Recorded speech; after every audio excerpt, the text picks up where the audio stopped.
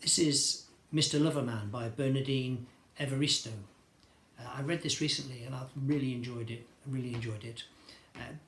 Bernadine Everisto has been in the news obviously quite recently as she was a joint winner of the Booker last year with Margaret Atwood.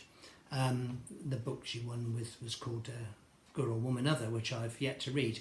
But this is an earlier book of hers. This was written in 2013. I think the back cover tells you what it's all about, as a back cover should do, better than I can do it. So this is what it says.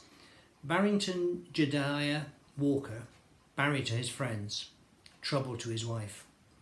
74 years old, Antiguan born and bred, flamboyant Hackney personality, Barry is known for his dapper taste and his fondness for retro suits.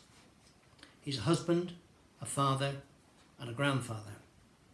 And for the past 60 years, he's been in a secret relationship with his childhood friend and soulmate, Morris. Wife Carmel knows Barry's been cheating on her, but little does she know what's really going on. When their marriage goes into meltdown, Barrington has big choices to make. So that's it really.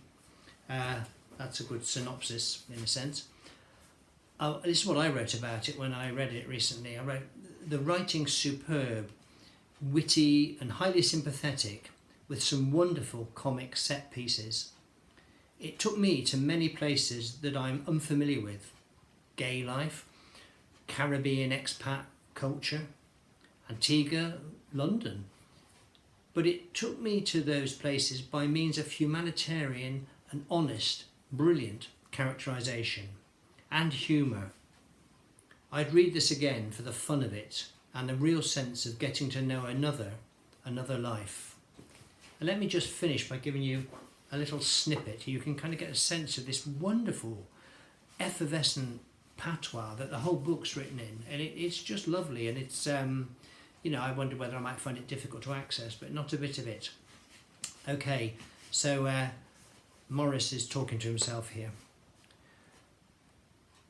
Well, this time I've had enough of Carmel, really and truly.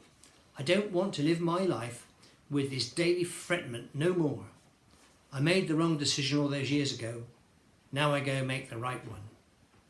You admitting it finally? His face goes half empty, to a quarter empty, and therefore, mathematically speaking, 3/4 full. I keep up the pressure.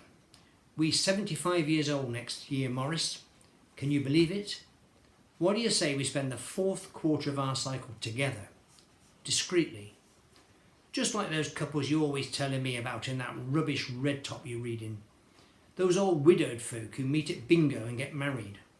Or that Irish fella you told me about who rediscovered the childhood sweetheart he hadn't seen since 1935.